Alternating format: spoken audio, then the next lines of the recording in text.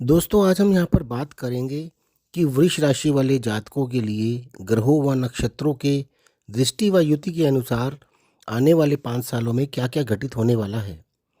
उसमें आपके कार्य क्षेत्र, शिक्षा, विवाह, संतान, मकान, वाहन, बीमारी, जॉब, लव, धन, भाई बहन, माता पिता, विदेश यात्रा तथा कोर्ट केस सबके बारे में बात करेंगे। दोस्तों आप सब जानते हैं कि वृष राशि चंद्रमा की उच्च राशि है। चंद्रमा जब अपनी उच्च राशि में होते हैं तो यह चंद्रमा की बहुत ही अच्छी पोजीशन मानी जाती है और चंद्रमा यहाँ पर बहुत ही खुश होते हैं। चंद्रमा के इसी प्रभाव के कारण वृष राशि वाले मन के बहुत अच्छे व सच्चे होते हैं। उनके अंदर हमेशा दूसरों की मदद करने की भावना रहती है और अपने सीधेपन के कारण दूसरों की बात भी जल्दी से मान लेते हैं और इनकी मीठी बोली के कारण लोग भी उनकी बात जल्दी से मान लेते हैं। उनके चेहरे पर वो अट्रैक्शन होता है कि उनकी बात को कोई जल्दी से मना नहीं कर पाता। ये लोग बहुत मेहनती होते हैं, इस वजह से कई बार मतलबी लोग इनका नाजायज़ लाभ भी उठाकर चले जाते हैं और उसका उनको ना कोई रिगार्ड मिलता है और ना ही कोई रिवार्ड। शनि जिससे सारी दुनिया घबराती है, वो शनि आपकी कुंडली के योग कारक ग्रह हैं, यानी आपकी कुंडली की जान है। यदि शनि आपसे खुश हैं तो सभी ग्रह चाहकर भी आपका कुछ नहीं बिगाड़ पाएंगे। यदि शनि आपकी कुंडली में शुभ स्थान पर स्थित हैं और शुभ प्रभाव में हैं तो समझिए कि आपको रंग से राजा बनने से कोई नहीं रोक सकता। ऐसी अवस्था में साढ़े साती या ढैया का समय भी आपसे कुछ लेने नहीं आता बल्कि देने आता है, अर्थात यह दुख का नहीं सुख का समय होता है। कई बड़े बड़े नेताओं की कुंडली में आप देखेंगे कि उन्होंने अपनी साढ़े साती व ढैया के समय में ही सरकार में बड़े बड़े पद हासिल किए हैं।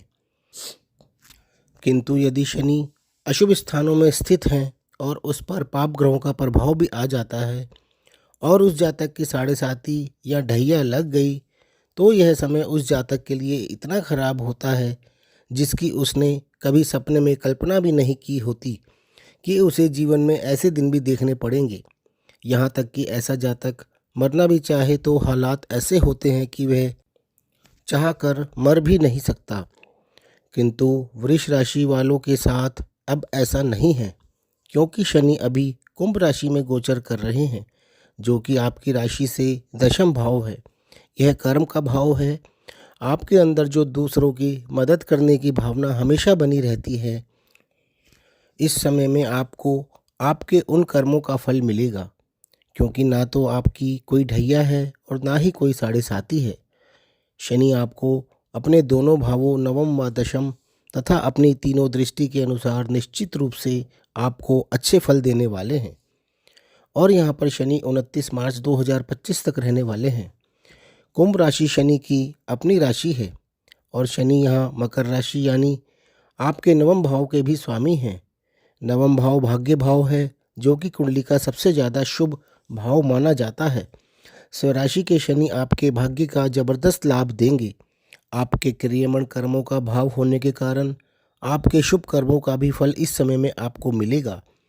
यह समय आपके विदेश भ्रमण का भी होगा, चाहे वह हायर एजुकेशन के लिए हो या जॉब में ट्रांसफ़र हो या कोई रिलीजियस टूर हो या फैमिली के साथ घूमने जाने का हो। अब यह आपकी कुंडली के शनि की स्थिति, उसके नक्षत्र स्वामी की स्थिति पर डिपेंड करता है कि आप कब, कितने समय के लिए, किस उद्देश्य से, किस दिशा में, कितनी दूरी पर और किसके साथ जाएंगे। शनि आपकी हर इच्छा पूरी करते हैं किंतु थोड़ा इंतज़ार करवा कर करते हैं। दशम भाव आपके कार्य क्षेत्र, मान सम्मान आपके कर्मों का है, गवर्नमेंट रिलेटेड कार्यों का है। इस समय में आपके कर्म बहुत अच्छे रहेंगे क्योंकि शनि स्वयं वहाँ पर स्थित हैं। आप कुछ भी गलत नहीं करेंगे और अगर करेंगे तो शनि तुरंत न्याय कर देंगे क्योंकि शनि स्वयं ही न्यायाधीश हैं। अच्छे कार्यों द्वारा आपको प्रमोशन भी मिल सकती है, आपका सम्मान हो सकता है। आप किसी गवर्नमेंट पोस्ट के लिए ट्राई कर रहे हैं तो इस समय में आप सिलेक्ट भी हो सकते हैं, क्योंकि गवर्नमेंट पोस्ट में सभी कार्यों में ज़्यादातर हम अपनी सेवा देते हैं और शनि सेवा संबंधित कार्य करवा कर ही खुश रहते हैं। जो किसी की जितनी सेवा करता है शनि उस व्यक्ति से उतने ही खुश रहते हैं और सेवा मन से होनी चाहिए, दिखावे की नहीं। शनि यहाँ से आपके द्वादश भाव यानी विदेश भाव, चतुर्थ भाव यानी मकान वाहन व सारे सुखों का भाव और सप्तम भाव यानी विवाह का भाव, तीनों भावों को दृष्ट करेंगे। यानी आपको इस समय में विदेश जाने, शुभ कार्यों पर खर्चा करने, शैया सुख, मकान वाहन, विवाह आदि सभी सुखों का लाभ इस समय में अवश्य मिलेगा। और कितना मिलेगा, ये सब संबंधित भावों में पड़ रही राशि व ग्रह व उसके नक्षत्र स्वामी की स्थिति के अनुसार ही मिलेगा। शनि की दृष्टि उन भावों को एक्टिवेट कर देगी और 1 मई 2024 तक आपके द्वादश भाव पर शनि गुरु का दोहरा गोचर भी रहेगा। अर्थात द्वादश भाव 1 मई 2024 तक एक्टिवेट रहेगा।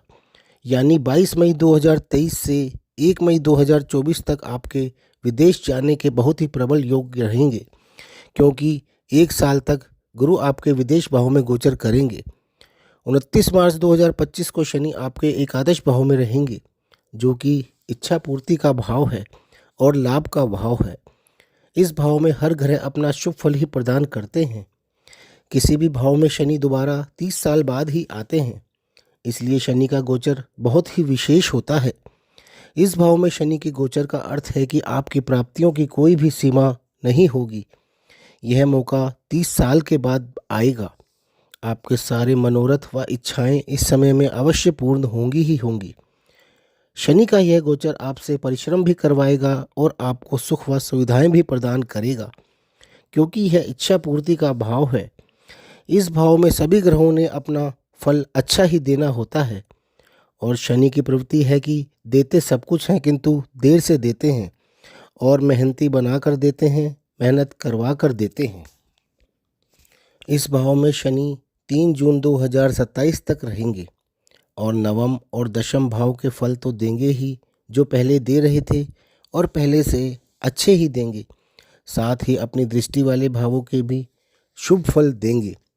शनि की दृष्टि एकादश भाव से आपके लग्न पर होगी, आपके पंचम भाव पर होगी और आपके अष्टम भाव पर होगी। आपको इन भावों के भी शुभ फल शनि इस समय में प्रदान करेंगे, जिससे आप स्वयं, आपकी संतान, आपकी शिक्षा, आपके अफेयर्स, बुद्धि, शेयर्स से लाभ, आपकी आयु, ससुराल, रिसर्च और अचानक लाभ आदि आते हैं। आपका यह समय भी ढैया व साढ़े साती से मुक्त है, इसलिए निश्चित रूप से आपका यह समय बहुत ही अच्छा जाने वाला है। 3 जून 2027 को शनि मेष राशि में प्रवेश कर जाएंगे और अक्टूबर में वक्री होकर वापस मीन राशि में आ जाएंगे और फिर 23 फरवरी 2028 को दोबारा से मेष राशि में प्रवेश करेंगे और 17 अप्रैल 2030 तक मेष राशि में रहकर अपने प्रभाव देंगे। मेष राशि आपकी राशि से द्वादश भाव में आती है। इस समय को हम साढ़े साती का समय कहते हैं।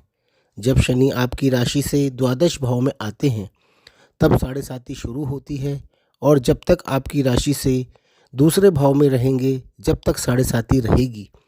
यानी कि शनि का गोचर जब तक मेष, वृष व मिथुन राशि में रहेगा, यह समय आपकी साढ़े साती का समय रहेगा।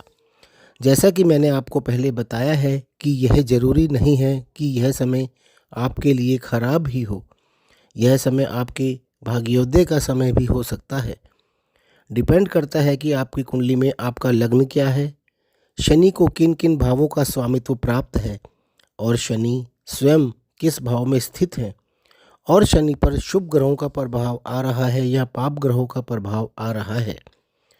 और यदि आपके कर्म सही हैं तो शनि आपके साथ कभी गलत नहीं होने देंगे और आप अपने कर्म अभी से ही सही रखिए ताकि उस समय में आपको कष्ट ना हो, क्योंकि आपको पिछले जन्म के कर्मों के साथ साथ कुछ कुछ इस जन्म के कर्मों का फल भी साथ में भोगना पड़ता है।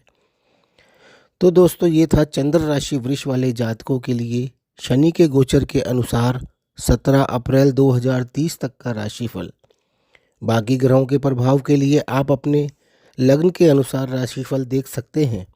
यदि चंद्रमा आपके लग्न में ही स्थित है तब आप वृष लग्न का राशिफल देख सकते हैं, अन्यथा आप अपने पहले भाव में स्थित राशि यानी अपने लग्न के अनुसार देख सकते हैं। तो दोस्तों, आपको यह वीडियो पसंद आए तो इसे लाइक ज़रूर कर लें और हमारे चैनल को सब्सक्राइब भी कर लें। धन्यवाद।